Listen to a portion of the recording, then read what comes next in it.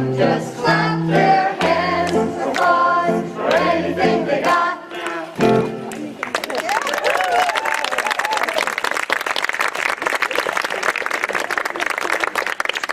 The child of the village who could not stand the fighting one more minute, the one who yelled stop, wondered how such a loving truth could cause such endless damage and destruction. It didn't make sense. This child decided to seek out Old Turtle. Like all the children in his village, he had been told about Old Turtle, but he wasn't exactly sure how to find her. It was a long, long journey. He crossed the mountains of imagining. He crossed the river of wondering why. He slowly made his way through the forest of finding out. And when he grew tired, he leaned on his friends, the animals, and held on to their wings. Finally, they came to a great hill in the very center of the world.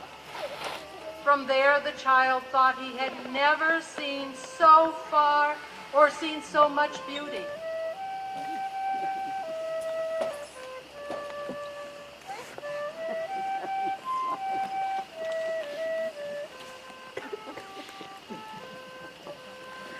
But when he saw Old Turtle, he could hardly speak.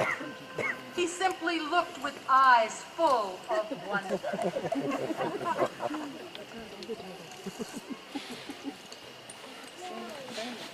Why have you come so far to find me, little one?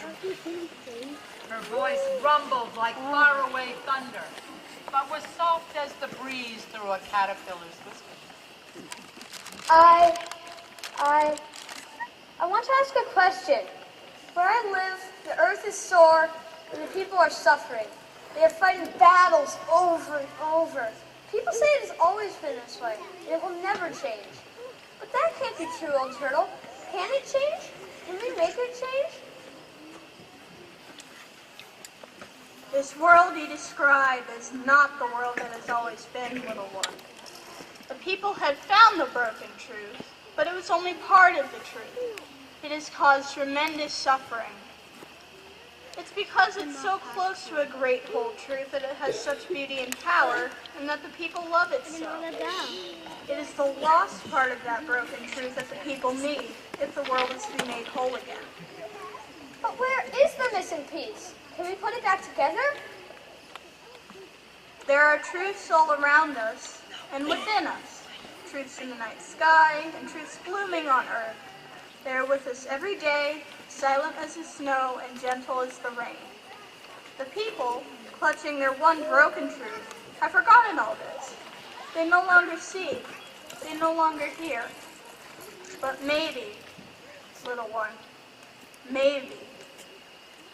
I'll try. Remember this, little one. The broken truth and earth itself will be mended only when the people learn that every part of the human and more than human world is important and we need and depend on one another.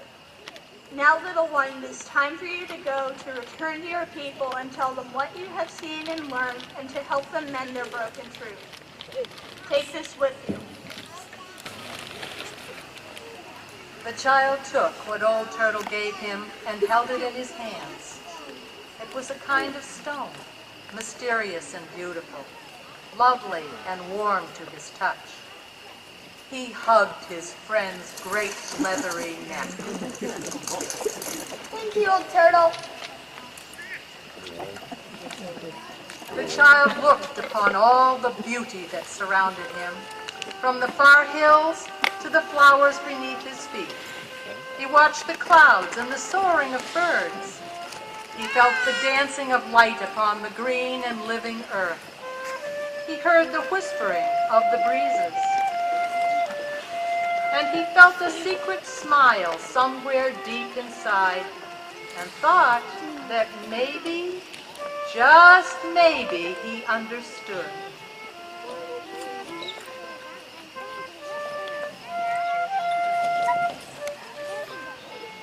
Finally, he was home.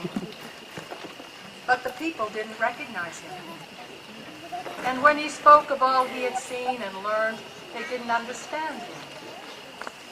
Finally, Crow, seeing that the people didn't believe him, flew to the high place above the village where the broken truth was kept and called in a loud voice. Call! Call!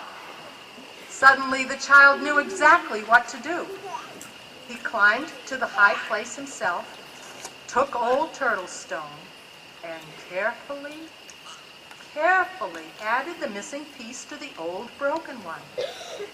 The people looked and looked and looked. Some frowned, some smiled, some cried, and some laughed out loud, and they began to understand. You are loved, and so are they. You are loved, and so are they. You are loved, and so are they. Time passed, and upon the beautiful land, the trees climbed like ladders to the stars. The waters shone like mirrors, and the people saw their beauty.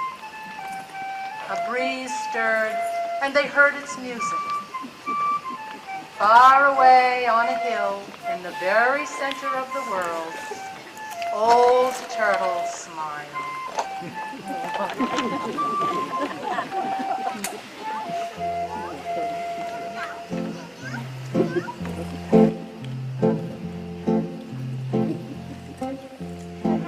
All God's critters got a place in the choir. Some sing low, some sing higher, some sing out loud on the telephone wire. Some just clap their hands or pause for anything they got.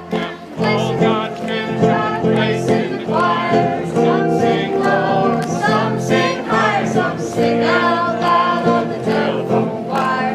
Some just clap their hands or pause for anything they got.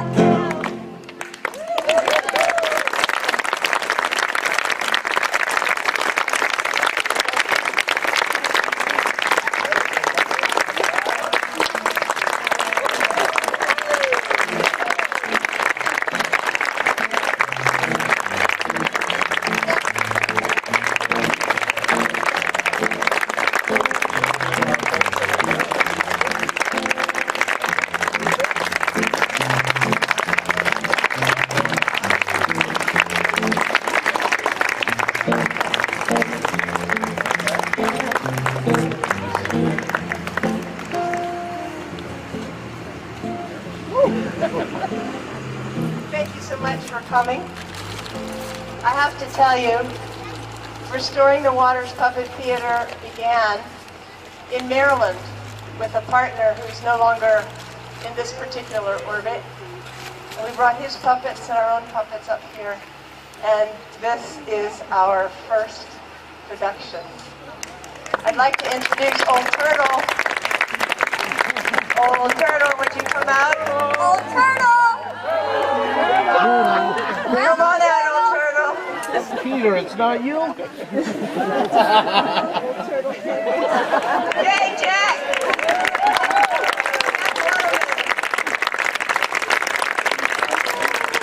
Here stands our sound and Nicole Densmore, music, Mary Jane, narrating. And most of all, we want to thank the Wilmette Community Association. It's been a wonderful partnership all summer. We've worked together every Wednesday and many of the other days too. And without the Wilmette Community Association, we wouldn't have been able to do this production. So thank you so much for coming. Have a good evening. I'd like Caroline Careless and Margaret Monto to step over here, please. Credit where credit is due.